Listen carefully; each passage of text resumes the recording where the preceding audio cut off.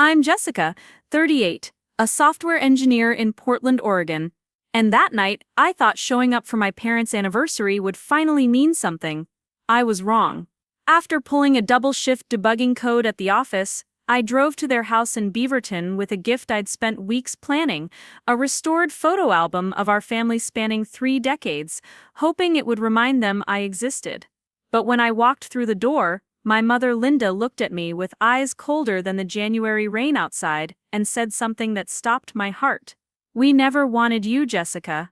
My father Robert stood beside her, not saying a word, just nodding as my younger sister Amanda smirked from the hallway. "Before we jump back in, tell us where you're tuning in from, and if this story touches you, make sure you're subscribed, because tomorrow I've saved something extra special for you." Then I smelled it. Smoke. I turned toward the stairs and saw orange flames licking out from under my old bedroom door, the room where I'd kept childhood memories, awards, photos of my son Tyler when he was born. They were burning it all. My mother's voice cut through my shock like glass. "That room was always a waste of space, just like you." I stood frozen, the photo album slipping from my hands, hitting the floor with a thud nobody noticed. What did I do? I didn't scream or cry, or beg them to stop. I pulled out my phone, filmed every second of those flames, and walked out into the rain without a word. But what they didn't know was that I owned something they needed desperately, and by morning, they'd understand exactly what it cost to tell me I was never wanted. Growing up in Beaverton, a quiet Portland suburb where everyone knew everyone, I was always the one who didn't quite fit. My mother Linda liked to say I was too serious, too focused, always with my nose buried in books about computers and technology, while my sister Amanda was out making friends and charming teachers. By middle school, the divide was clear. Amanda was the golden child, bringing home art projects that got hung on the fridge for months, talking about her dreams of selling houses and making it big. I was the weird kid who spent lunch period in the computer lab, teaching myself to code because it made sense in ways people never did. My parents would sit at dinner praising Amanda's latest accomplishment, a lead role in the school play, a date with the quarterback, while I'd mention getting accepted into Oregon State's computer science program on a full scholarship, and my father would grunt, saying college was overrated anyway. My mother would add that I should try being more like Amanda, more personable, more normal. I learned early that achievement didn't matter in our house, only being the right kind of person did, and I wasn't it. When I landed my first real job as a software engineer at 24, pulling in a salary that dwarfed what my parents made combined, I thought maybe things would shift. I was building applications, solving problems, making a name for myself in Portland's growing tech scene, but the gap didn't close. It widened into a canyon. My mother started calling me with requests, always framed as emergencies. The first one came 3 months into my job, her voice tight with panic on the phone, saying their mortgage payment was short by $2,000 because my father's hours at the factory had been cut. I wired the money that same day, thinking it would show them I cared, that I was dependable. She didn't thank me, just said it was about time I contributed to the family. Then the calls became regular, monthly almost. Medical bills my father refused to pay attention to until they were in collections, car repairs for a vehicle that seemed to break down every other week, credit card debt. My mother racked up buying things for Amanda, helping her get started in real estate. I paid it all, convinced myself this was what family did. But my sister was another story entirely. Amanda would call me with opportunities, always needing seed money for the next big venture. A real estate course that cost $3,000, a down payment on a car so she could drive clients around, startup costs for a boutique property management side business that never materialized. I sent her $15,000 over 2 years, watching it disappear into failed schemes and lavish brunches she'd post about online. She never paid back a cent, never even acknowledged the loans after the money hit her account. Every time I'd see her at family dinners, she'd talk about her success like she'd built it alone, and my parents would beam with pride. The breaking point, or what should have been, came 6 years ago when I was 32 and Tyler was 9. My parents found a lakefront cottage on Lake Oswego, a small but charming place with a dock and a view that stretched for miles. My mother called it a dream, somewhere the family could gather, make memories, be together like we never really were. I was skeptical because their track record wasn't great, but Tyler deserved grandparents who cared, and I wanted to believe we could be a real family. So I bought it, $85,000, every penny from my savings account, money I'd been setting aside for Tyler's college fund and our future. I kept the deed in my name, some instinct telling me to protect myself, but I let them use it however they wanted. My mother moved in furniture, my father installed a grill on the deck, and Amanda started treating it like her personal vacation rental. Within months, it became their weekend escape, a place they'd invite friends and extended family, everyone except me. I'd call to ask if Tyler and I could come up for a Saturday, and my mother would sigh, saying it was already booked. Amanda's hosting a client retreat. Uncle Tom and his family are staying. We've got a full house, Jess. Maybe next time. Next time never came. I'd drive by sometimes on my way back from meetings in the area, see cars parked in the driveway, hear laughter drifting from the deck, and feel this hollow ache in my chest. Once I showed up unannounced with Tyler, thinking we'd surprise them with a cooler full of food for a barbecue. My father opened the door, looked past me at the cars lining the street, and said flatly that they weren't expecting us. Amanda appeared behind him, sunglasses perched on her head, a drink in her hand, saying it wasn't a good time. Tyler asked why we couldn't stay, and she laughed, telling him maybe Grandma and Grandpa needed adult time. We drove back to Portland in silence, Tyler staring out the window, and I felt like the worst mother in the world for dragging him into this. Looking back, I see how blind I was. I kept paying their bills, kept covering Amanda's expenses, kept thinking that if I just gave enough, they'd see me. My mother would call asking for money to fix the cottage's roof, and I'd send $5,000 without hesitation. My father needed a new truck, couldn't afford the down payment, so I covered it. Amanda's real estate license renewal, her marketing materials, her office space deposit, I paid for all of it. Over 6 years, I poured over $120,000 into them, into a family that couldn't even save me a seat at the table I'd bought. Every payment, every transfer chipped away at me, but I kept telling myself this was temporary, they'd come around. They'd realize what I was doing for them. But respect, gratitude, love, those were never on the table. My mother would brag to her friends about the cottage, calling it her sanctuary, never mentioning my name. Amanda would post photos online, tagging our parents, captioning them family time, while Tyler and I sat in our apartment watching her stories. My father stayed silent through it all, a ghost in the background, who never defended me, never asked how I was doing, just took the money and looked away. They didn't see me as their daughter or sister. I was a Preparing and narrating this story took us a lot of time, so if you are enjoying it, subscribe to our channel. It means a lot to us. Now back to the story. Resource, an ATM with a heartbeat, and they never once said thank you, but that anniversary night, walking into their house with hope still flickering stupidly in my chest, I thought maybe this time would be different. I thought a gift, something personal and meaningful, might crack through the wall they'd built around me. The evening started normal enough, or what passed for normal in our family. I'd been at the office since 6 that morning, fixing a critical bug in our application before a major client demo, my eyes burning from staring at screens. But I'd promised myself I'd make it to their 35th anniversary dinner, a milestone that felt significant even if they'd never treated me like I mattered. I stopped by a print shop on my way, picking up the photo album I'd spent 3 weeks assembling. It had pictures from their wedding, photos of me and Amanda as kids, images of Tyler at every age, a timeline of our family that I hoped would remind them we were supposed to be connected. I even included recent shots of the cottage, sunlight glinting off the lake, thinking it would make them smile. Oh. When I pulled up to their house in Beaverton, the driveway was packed with cars. I recognized Uncle Tom's truck, a few neighbors' sedans, and Amanda's flashy new SUV, another purchase I'd helped fund. The house glowed with warm light, voices and music spilling out into the cold January night. I grabbed the album, straightened my jacket, and walked to the front door, knocking twice before letting myself in.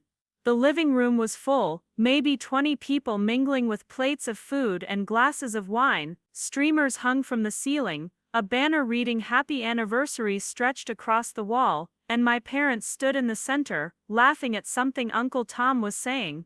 I stepped inside, the album tucked under my arm, and waited for someone to notice me. My mother saw me first. Her smile evaporated, replaced by a look I'd seen 1,000 times, annoyance mixed with something sharper, like I was an uninvited guest who'd crashed a private party. She walked over, her heels clicking on the hardwood floor, and stopped inches from me, her voice low but cutting. "What are you doing here, Jessica?" I blinked, confused, holding up the album. "It's your anniversary, Mom. I brought you something." She glanced at the album, like it was contaminated, then back at me, her eyes narrowing. "We didn't invite you. This is family and close friends."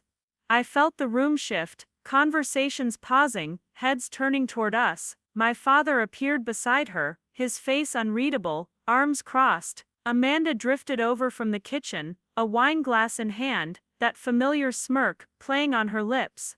I stammered, trying to process her words. "I'm your daughter. I thought you'd want me here." My mother's laugh was harsh, echoing in the suddenly quiet room.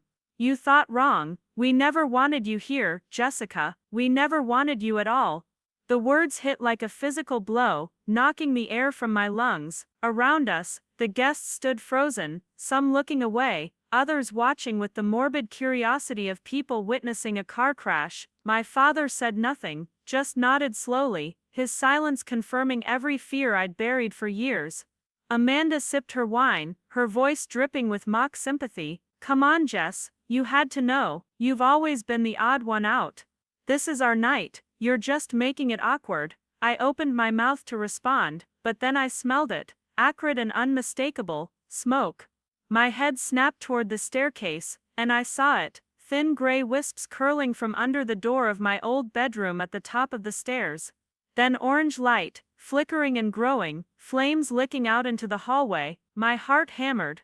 I looked at my mother, then my father, then Amanda, and none of them moved. They just stood there, watching me. "Mom," I said, my voice shaking, "there's a fire. My old room is burning." My mother shrugged, her expression cold and detached. "That room was always a waste of space, Jessica, just like you. We're clearing it out." I stared at her, my brain struggling to catch up. "You set it on fire, on purpose." My father finally spoke, his voice flat and emotionless. "It's our house. We do what we want. Everything in there is just junk anyway." But it wasn't junk. That room held everything from my childhood, trophies from coding competitions, my high school diploma, photo albums from when Tyler was a baby, drawings he'd made me that I'd saved. It was the last piece of my history in this house, and they were incinerating it like trash. Amanda laughed, a sound that made my stomach turn. "Seriously, Jess, it's not that deep. You don't even live here anymore. Let it go." The flames grew brighter, the smoke thicker, and I realized with horrifying clarity that they weren't going to stop it. They weren't going to call the fire department. They'd planned this, timed it for tonight, to humiliate me in front of everyone they knew. I felt the weight of the album in my hands, all those memories I'd tried to stitch together, and it felt pathetic. I'd been trying to build a bridge to people who'd already burned it down. The room was silent, except for the crackling of fire upstairs. Guests shifted uncomfortably, but no one intervened. Uncle Tom looked away, shaking his head. A neighbor whispered something to her husband. I stood there, the heat from the flames above pressing down on me, and I made a choice. I pulled out my phone, opened the camera, and started recording. I filmed the flames, the smoke, my parents standing there with blank faces, Amanda's smirk, the guests pretending not to see. My mother stepped forward, her voice sharp. "What are you doing?" I kept filming, my hand steady, despite the tremor running through my body, making sure everyone knows exactly what you did tonight. Then I turned, walked to the door, and dropped the photo album on the floor. It landed with a dull thud, pages splaying open, but I didn't look back. I stepped out into the rain, the cold hitting my face like a slap, and walked to my car. Behind me, I heard my mother yell something, but I didn't stop. I got in, started the engine, and drove away, the video still recording on my phone, capturing the glow of flames in my rearview mirror. They thought they'd broken me, they thought I'd collapse, begged them to stop, to love me, but they were wrong. What they didn't know, what they'd forgotten in their cruelty, was that I owned the one thing they couldn't burn, and by morning, they'd learn what it meant to tell someone they were never wanted. I drove through Portland's rain-slick streets, my hands gripping the steering wheel so hard my knuckles went white. The video was still on my phone, sitting in the cup holder, the screen dark now but the footage burned into my memory, flames eating through my childhood, my mother's cold declaration, my father's silent agreement, Amanda's casual cruelty. The windshield wipers beat a rhythm that matched my racing heart, and I realized I wasn't driving home. I was driving to Tyler's school, where he was at late band practice, and I needed to see him, to remind myself why I'd walked away, instead of screaming. The parking lot was nearly empty when I pulled in, just a few cars belonging to music teachers and dedicated parents. I sat there for a moment, watching rain cascade down the windshield, and felt something inside me crack open, not breaking, but shifting, like tectonic plates finally giving way. After years of pressure, I'd spent nearly 2 decades trying to earn a place in my family, thinking if I just gave enough, sacrificed enough, proved myself enough, they'd see me as worthy, but tonight proved what I'd refused to accept. They didn't want me to prove anything, they wanted me gone, they wanted my money, my support, my silence, but not me, never me. Tyler emerged from the school's side entrance, his drumsticks poking out of his backpack, hood pulled up against the rain. He was laughing with 2 other kids, his face lit with the easy joy of a 15-year-old who still believed the world was mostly good. When he saw my car, he waved goodbye to his friends and jogged over, yanking open the passenger door and sliding in with that loose-limbed grace teenagers have. "Hey mom, practice ran late. We're working on this crazy jazz piece for the spring concert. You should hear the solo I get in the 3rd movement." He was pulling off his wet hoodie, still talking, when he finally looked at me. His words stopped mid-sentence. "Mom? What's wrong? You look like you've seen a ghost." I tried to smile, but my face wouldn't cooperate. My lips trembled, and I felt tears threatening to surface for the first time that night. Tyler's expression shifted instantly from cheerful to concerned, his hand reaching out to touch my arm. "Mom? Seriously, what happened? Are you okay? Did something happen at work?" I shook my head, trying to find words that wouldn't shatter the innocence I'd worked so hard to protect, but he was 15, old enough to understand, old enough to have noticed the pattern, even if I'd tried to hide it. I pulled out my phone, hand shaking slightly, and opened the video. "Tyler, I need to show you something, but I want you to know first that we're okay. You and me, we're okay." He looked confused, but took the phone when I handed it to him. I watched his face as the video played, saw his eyes widen, his jaw clench, the color drain from his cheeks.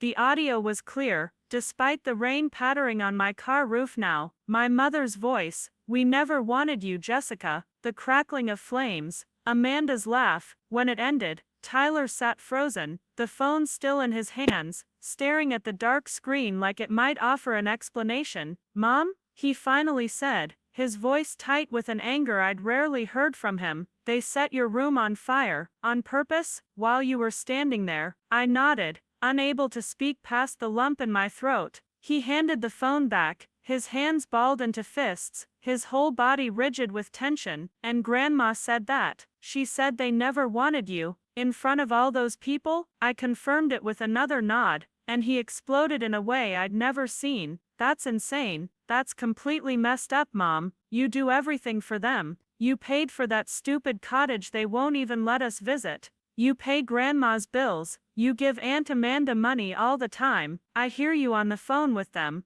I know you send them money every month, and this is how they treat you. This is what they think of you." His words tumbled out, fast and furious, and I realized he'd been watching, noticing, understanding far more than I'd given him credit for. I'd thought I was protecting him by maintaining a relationship with my parents, by trying to give him grandparents even if they were flawed, but he'd seen through it all, seen how they used me, dismissed me, hurt me, and now he'd watched them try to erase me entirely. Tyler, I started, but he cut me off, his voice cracking with emotion. No, Mom, don't defend them, don't make excuses. I've watched you try so hard for years, and they treat you like garbage. Grandma barely talks to you when we visit. Grandpa just ignores you, and Aunt Amanda acts like you're her personal bank. I hate going there because I hate seeing how they make you feel small. You're the smartest, hardest working person I know, and they act like you're nothing. Hearing my son articulate what I'd felt, but never admitted, broke something loose inside me. Tears finally came, hot and fast, streaming down my face in a way I couldn't control. Tyler's anger softened immediately, and he reached over, hugging me awkwardly across the center console. Mom, I'm sorry, I didn't mean to make you cry, I just hate them for this. I hate that they hurt you. I held on to him, this kid who'd grown into a young man when I wasn't paying attention, and let myself cry for the first time in years. Not quiet, dignified tears, but messy, gulping sobs that shook my whole body. I cried for the little girl who'd never been good enough, for the teenager who'd been mocked for being different, for the adult who'd given everything and received nothing. I cried for every bill I'd paid, every loan I'd given, every time I'd been excluded from the cottage I'd bought with my own money, and I cried because my son had to witness his mother being told she was never wanted. When the tears finally slowed, Tyler pulled back, his own eyes red-rimmed. What are you going to do? He asked quietly. I wiped my face with the back of my hand, feeling something settle into place, something hard and clear, and unshakable. I'm done, Tyler. I'm done trying. I'm done giving.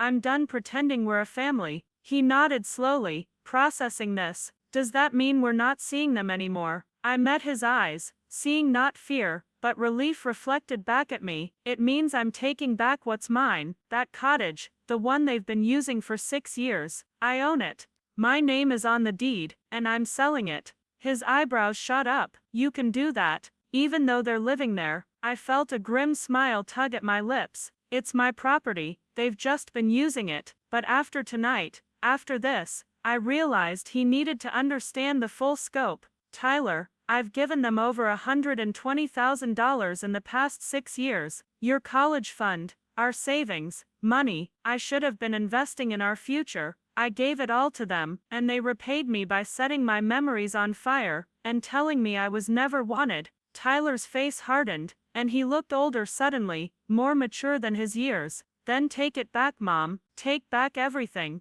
They don't deserve your help. They don't deserve you. His words were the permission I didn't know I needed, the validation that made my decision feel not just justified but necessary. We sat in that parking lot for another 20 minutes, rain drumming on the roof, talking about what came next. Tyler asked questions, good questions, about logistics and legality, and what it would mean for us. I explained that I'd need to contact a lawyer, that there would be paperwork, and probably pushback from my parents, maybe even legal threats. But the cottage was mine, free and clear, and I had every right to sell it. He asked if I felt bad, if I was sure, if maybe there was a way to work things out, and I told him the truth. I'd been trying to work things out my entire life, and all it had gotten me was tonight, standing in front of strangers, while my parents burned my past, and told me I'd never had a place in their present. By the time we drove home to our apartment in downtown Portland, the rain had eased to a drizzle. Our place was small, a 2-bedroom, with a view of the city lights, but it was ours. Tyler went straight to his room, claiming he had homework, but really needing space to process. I sat on the couch, phone in hand, and watched the video one more time. This time, I didn't cry. I studied it clinically, noting every detail, the visible flames, clear and undeniable, my mother's words, recorded with perfect clarity, the guests standing by, witnesses to their cruelty, Amanda's smirk, my father's nod. This wasn't just evidence of one bad night, this was proof of who they really were, stripped of pretense and excuses. I saved the video to 3 different cloud storage services, sent copies to my personal email, and made sure it was backed up in ways that couldn't be erased or destroyed. Whatever happened next, I had proof. Sleep didn't come that night. I lay in bed, staring at the ceiling, my mind racing through scenarios and possibilities. Part of me kept waiting for my phone to ring, for my mother to call with some explanation or excuse, but it stayed silent. They weren't worried about me. They probably assumed I'd slink away like I always did, lick my wounds, and come crawling back within a week with another check to smooth things over. They'd underestimated me before, seen my generosity as weakness, my forgiveness as desperation, but they'd pushed too far this time, crossed a line that couldn't be uncrossed, and they had no idea what was coming. Around 3 in the morning, I got up and went to my home office, a corner of the living room I'd converted with a desk and filing cabinet. I pulled out the folder I kept with important documents, flipping through until I found what I needed: the deed to the Lake Oswego cottage, purchased 6 years ago for $85,000, with my name listed as sole owner. I'd kept it in my name specifically because some instinct had warned me not to trust them completely, even back then, when I was still hopeful. Now that instinct felt like prophecy. I also found the records I'd kept of every payment I'd made to my parents and Amanda over the years. I was meticulous about finances, a habit from my engineering background, and I documented everything: bank transfers with dates and amounts, receipts for payments I'd made on their behalf, notes from phone conversations where they'd requested money, with the reasons they'd given. It added up to more than I'd initially calculated: $127,000 over 6 years, not counting smaller cash gifts and expenses I'd covered without thinking. That was nearly $22,000 per year. Money that should have gone toward Tyler's education, toward a better apartment, toward our future. Instead, it had funded a lifestyle for people who just told me they never wanted me in the first place. The documentation was thorough, almost obsessively so, and as I organized it into a neat pile, I realized I'd been preparing for this moment without knowing it. Some part of me had always known it would come to this, had been gathering evidence for a reckoning I'd hoped would never be necessary. By the time the sun rose over Portland, gray light filtering through rain clouds, I'd made a list of what needed to happen. First, I'd contact a lawyer, someone who specialized in property law, and could guide me through the process of reclaiming and selling the cottage. Second, I'd compile all my financial records, everything I'd paid over the years, in case they tried to claim I owed them something or that the cottage was a gift. Third, I'd prepare Tyler for the fallout, because there would be fallout, probably loud and ugly. And fourth, I'd cut off all financial support immediately: every bill, every loan, every safety net I'd provided.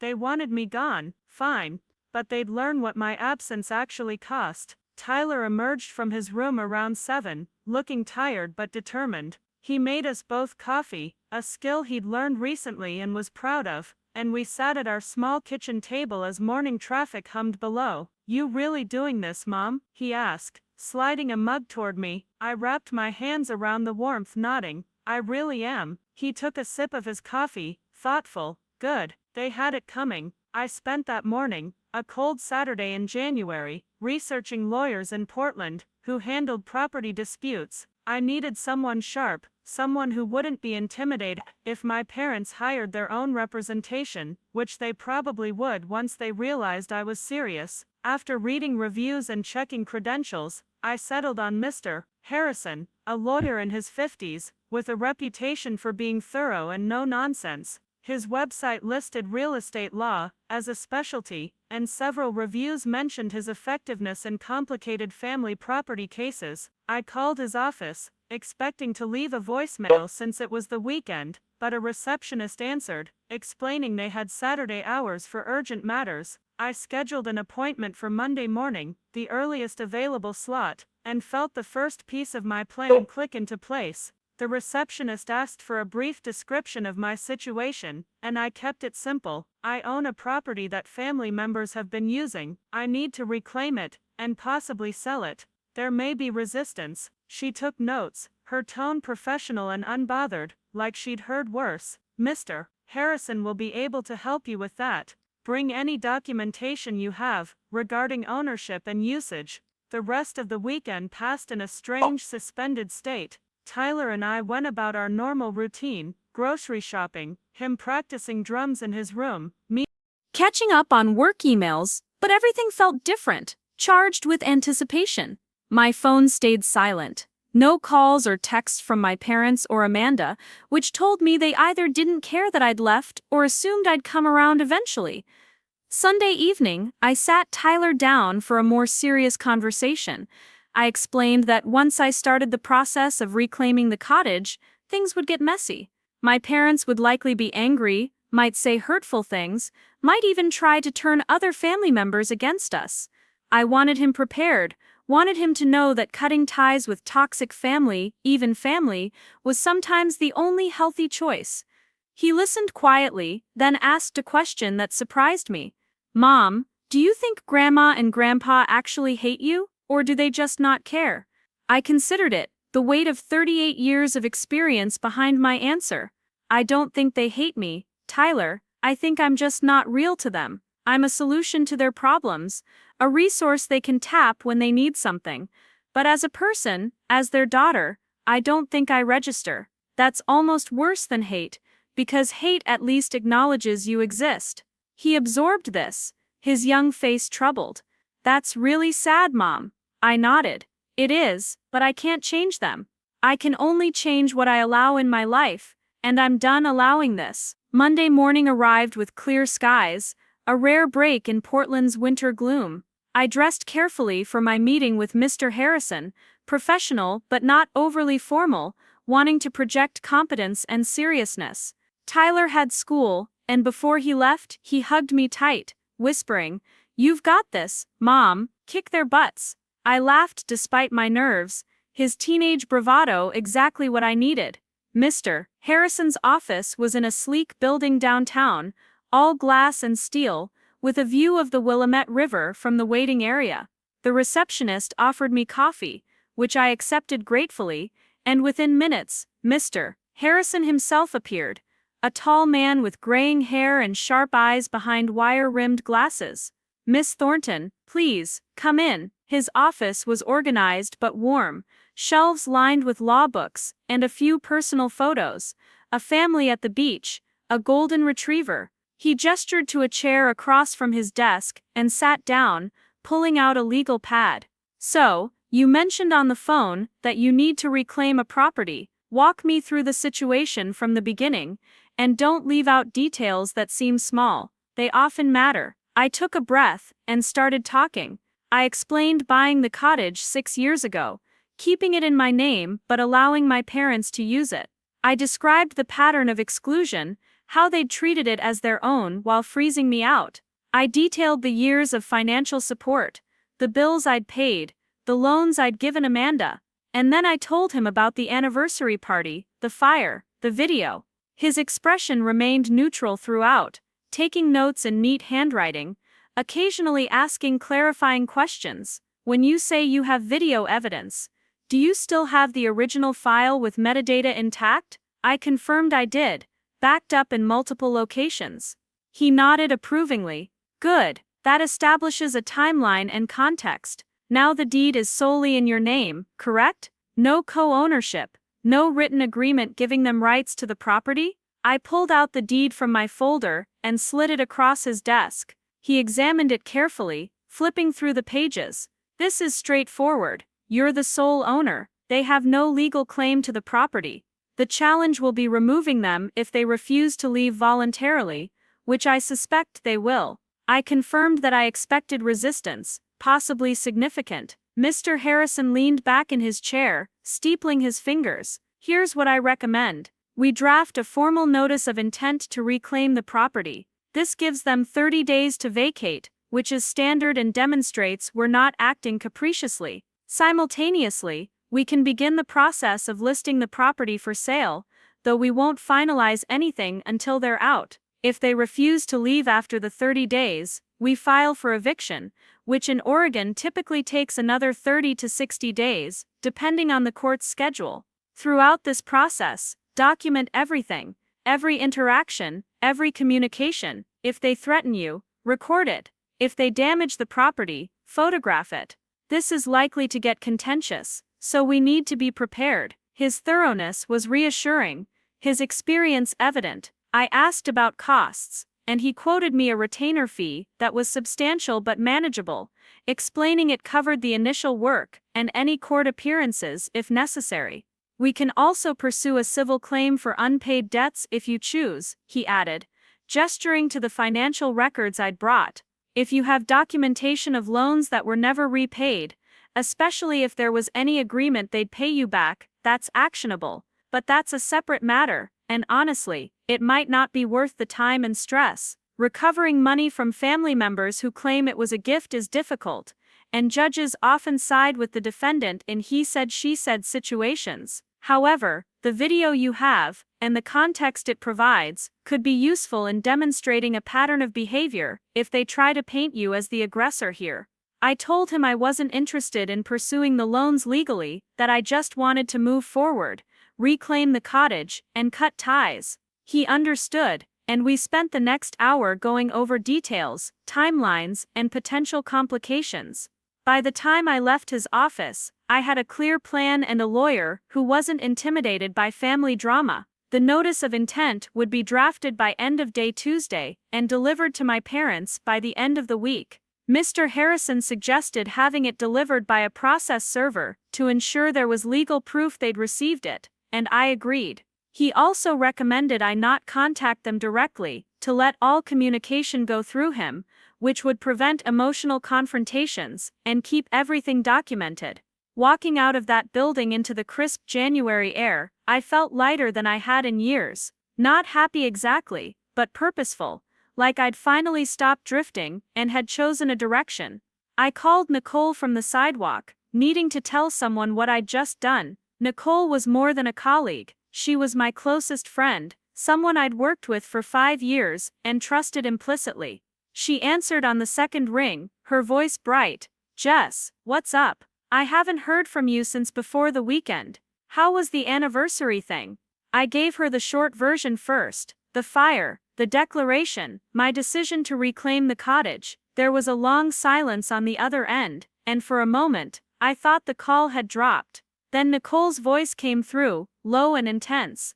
"They did what? They set your childhood room on fire while you were standing there, and said they never wanted you. Jess, that's not just cruel, that's unhinged. Are you okay? Did you call the police?" I explained that I hadn't called the police, that the fire had been contained to one room and they'd obviously planned it, that getting authorities involved would just complicate things. What I wanted was to cut them out of my life completely and reclaim what was mine. Nicole, who'd met my parents exactly once at a company event and had immediately disliked them, was fully supportive. "Good for you. Seriously, Jess, I've watched you bend over backward for them for years, and they've given you nothing but grief. If you need anything, and I mean anything, character witness, someone to help you move your stuff out of that cottage before you sell it, moral support when they inevitably lose their minds, I'm there." Her loyalty meant everything, and I felt tears prick my eyes again, though these were different, gratitude mixed with relief. "I've got Tyler on my side too," I told her. "He saw the video. He's furious with them." Nicole's voice softened. "That kid's got a good head on his shoulders. He sees what they are. I'm glad he's supporting you, because this is going to get ugly before it gets better." She was right, of course. My parents weren't going to accept this quietly. But I had a lawyer, documentation, a video that proved their cruelty, and a son who believed I was doing the right thing. For the first time in my life, I wasn't walking into battle alone and unarmed. I was prepared, and I was done being their victim. The next 2 days passed in a blur of work and waiting. I threw myself into a project at the office, grateful for the distraction of code and problem solving. My team noticed I was quieter than usual, more focused, but nobody pried. Tuesday evening, Mr. Harrison emailed me a draft of the notice of intent to reclaim property. It was formal, legally precise, and utterly impersonal. It outlined my ownership, their lack of legal claim, and gave them 30 days from receipt to vacate the premises. It also stated that failure to comply would result in eviction proceedings. Reading it gave me a strange sense of finality, like signing divorce papers for a marriage that had been dead for years. I approved the draft, and Mr. Harrison confirmed it would be delivered Thursday by a process server who would ensure my parents signed for receipt. Wednesday night, I sat Tyler down and showed him the notice. He read it carefully, his expression serious. "This is really happening," he said, and it wasn't a question. I confirmed it was, that by the end of the week, my parents would know I was serious. He asked if I was scared, and I admitted I was, a little, not of their anger, but of the unknown that came after. What if other family members sided with them? What if they tried to retaliate somehow? But then I thought about that video, about my mother's cold eyes, and my father's silent agreement, and the fear evaporated. I wasn't the one who should be scared, they were. Thursday afternoon, my phone rang with an unfamiliar number. I almost didn't answer, assuming it was spam, but something made me pick up. "Miss Thornton, this is Process Server Jenkins. I've just delivered the notice to Robert and Linda Thornton at their residence in Beaverton. Both parties signed for receipt at 2:15 p.m. I wanted to confirm delivery with you as requested by your attorney." I thanked him, my heart pounding, and hung up. It was done. They knew, and now, I waited for the storm. The silence lasted exactly 47 minutes. I know because I was staring at my phone when it started vibrating on my desk at the office, my mother's name flashing across the screen like a warning siren. I'd moved to a conference room for privacy, anticipating this moment, and now that it was here, my finger hovered over the decline button. Mr. Harrison had been clear about not engaging directly, about letting him handle all communication, but part of me needed to hear her voice, needed to know if there was any shred of remorse or understanding buried beneath the cruelty. I answered, putting the phone on speaker, and hitting record on my voice memo app, another precaution Mr. Harrison had suggested. Before I could say anything, my mother's voice exploded through the speaker, shrill and venomous, in a way I'd never heard before. "What the hell do you think you're doing, Jessica?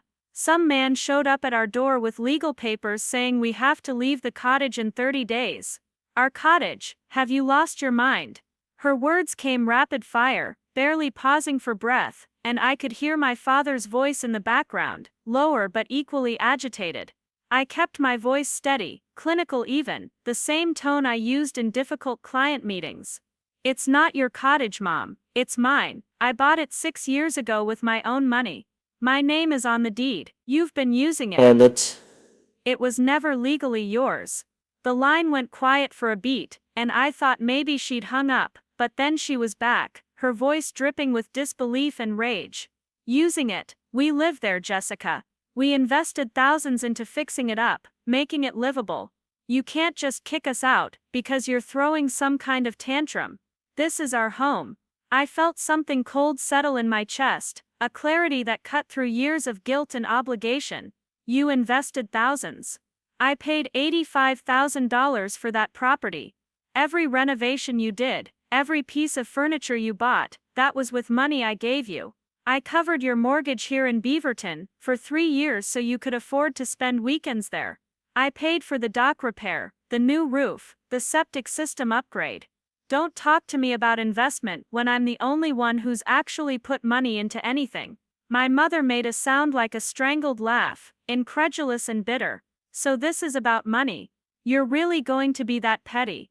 After everything we've done for you, raising you, giving you a family, this is how you repay us?" The irony was so thick I almost laughed. "Repay you? Mom, I've given you over $127,000 in 6 years. I have records of every transfer, every bill I paid, every loan to Amanda that was never returned.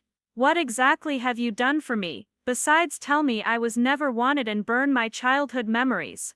She exploded again, her voice reaching a pitch that made me hold the phone away from my ear. "That fire was an accident. The wiring in that old room was faulty. We were going to tell you, but you stormed out like a drama queen before we could explain. And now you're trying to make us homeless over a misunderstanding. You're being vindictive and cruel, and I don't even recognize you anymore. The lie was so blatant, so transparent, that I felt a surge of anger stronger than anything I'd experienced in that living room. An accident. I have it on video, Mom. You standing there while flames poured out of that room. You saying it was a waste of space, just like me. Amanda laughing, Dad nodding. There were 20 people in that room who saw what happened, and nobody called the fire department. Don't insult my intelligence by calling it an accident. The silence that followed was different, heavier, and I could almost hear the gears turning as she recalibrated her approach. When she spoke again, her tone had shifted, softer but with an edge of manipulation I recognized from every guilt trip she'd ever deployed. Jessica, honey, you're clearly upset and not thinking straight. That video, if you even have one, doesn't show the full context. Yes, things got heated that night. Your father and I were stressed about the party, and maybe we said things we didn't mean. But family forgives. Family works through problems. You can't just throw us out on the street because of one bad night. We're your parents. We love you, even if we don't always show it the way you want. The words were practiced, calculated, designed to make me doubt myself, to activate the deep-seated need for parental approval that had driven me for decades. But something had shifted in me that night in the rain, and her manipulation slid off like water on glass. If you loved me, you would have made room for me at your table instead of mocking me in front of strangers. If you loved me, you wouldn't have spent 6 years excluding Tyler and me from a cottage I bought for family memories. If you loved me, you wouldn't have taken over $100,000 from me without a single thank you. Love isn't just a word, Mom, it's action. And your actions have shown me exactly how you feel. My mother's voice hardened again, the brief attempt at sweetness abandoned. Fine, if that's how you want to play this, we'll get our own lawyer. You're not the only one with legal options, Jessica. That cottage has been our primary residence for 2 years. We have tenant rights. You can't just evict us without cause, and we'll fight you every step of the way. I'd expected this. Mr. Harrison had warned me they'd likely claim tenant rights, but Oregon law was clear. Without a lease agreement or proof of paying rent, which they couldn't provide since they'd never paid me a cent, they were essentially guests who'd overstayed. But I didn't explain this to her. That was what I had a lawyer for. You're welcome to hire representation, Mom. Have them contact my attorney, Mr. Harrison. His information is on the notice you received. All future communication needs to go through him. I'm done having these conversations with you directly. She sputtered, clearly not expecting me to hold firm. You're really doing this. You're choosing money and property over your own family, over the people who raised you. I took a breath, feeling the weight of the moment, the finality of what I was about to say. You didn't raise me, Mom, you tolerated me. There's a difference. And I'm not choosing property over family. I'm choosing self-respect over people who've made it clear I don't matter to them. The cottage is mine, legally and morally, and I'm taking it back. If you want to fight that in court, go ahead. But you're going to lose, and you're going to waste whatever money you have left on lawyers who'll tell you the same thing mine already has. The deed is in my name, you have no legal claim. It's over. I hung up before she could respond, my hands shaking with adrenaline. The recording stopped automatically, saved to my phone, another piece of documentation for the growing file. I sat in that conference room for a long time, staring out at the Portland skyline, processing what I'd just done. I'd never spoken to my mother that way, never directly confronted her manipulation, never refused to back down. It felt foreign and terrifying, and absolutely necessary. My phone buzzed with a text almost immediately. It was from Amanda, her message short and aggressive. You're really going to kick Mom and Dad out? After everything they've done? You're unbelievable, Jess. Guess money is all that matters to you now.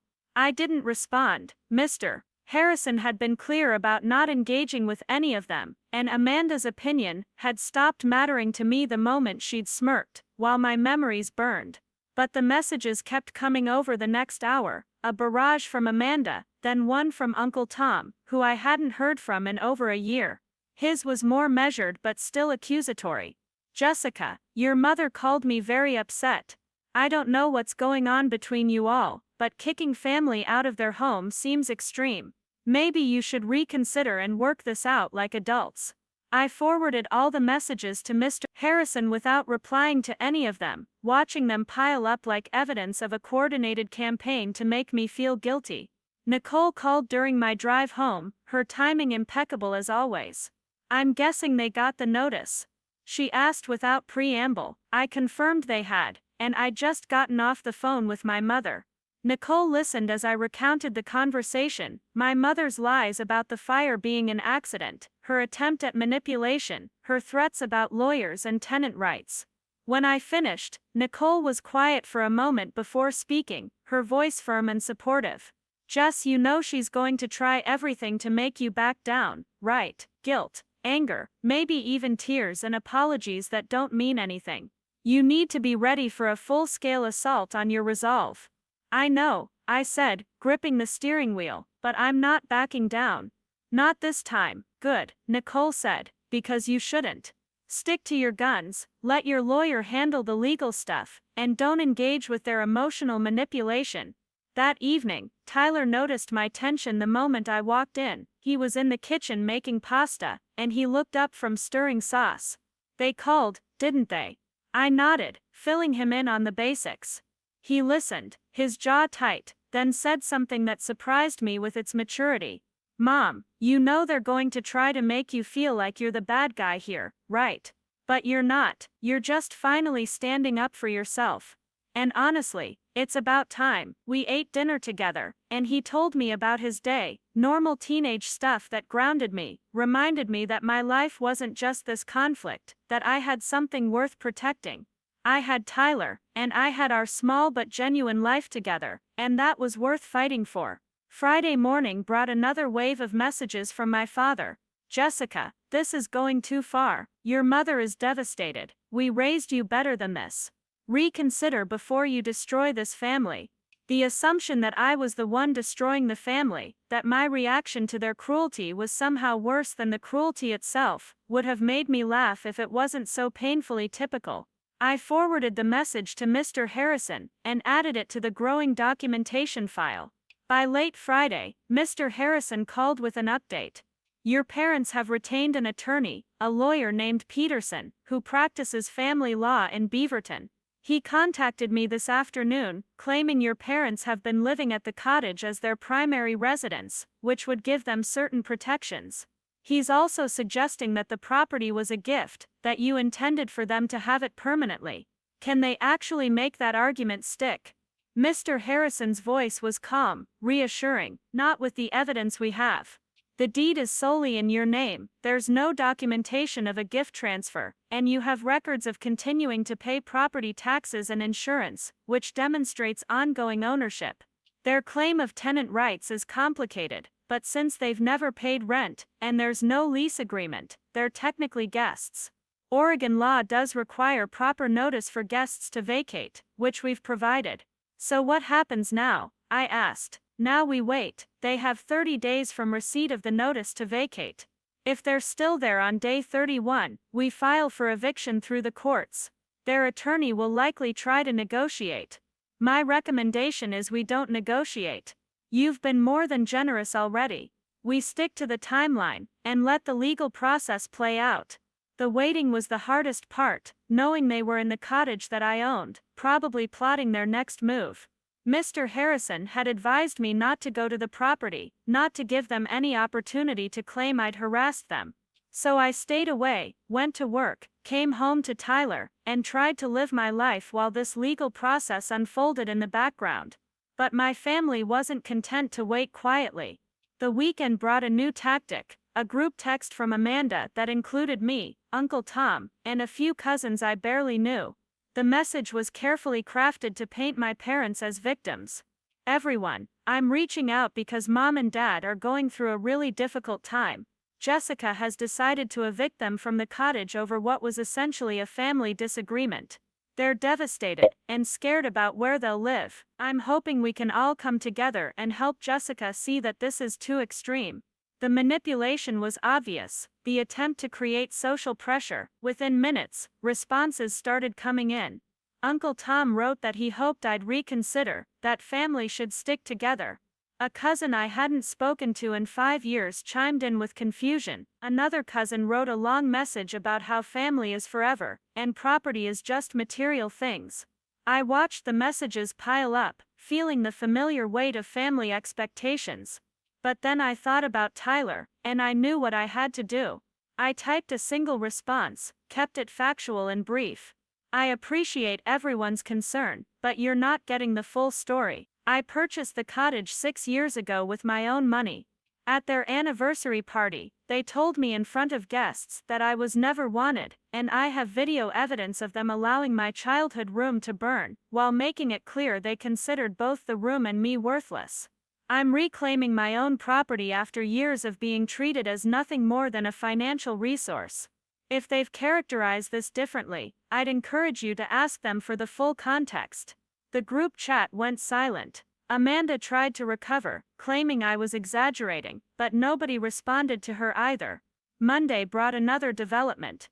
Mr. Harrison called to inform me that my parents' attorney had requested mediation. It's a common tactic, he explained. They're hoping that in a face-to-face setting, they can appeal to your emotions. You're under no obligation to attend, but if you want closure, mediation can provide that. Just know that anything said there is typically confidential and can't be used in court later. I'll do it, I told Mr. Harrison. But I want you there, and I want it recorded if that's allowed. He confirmed that mediation sessions were often recorded with all parties' consent, and we scheduled it for the following Thursday. The week leading up to the mediation was tense.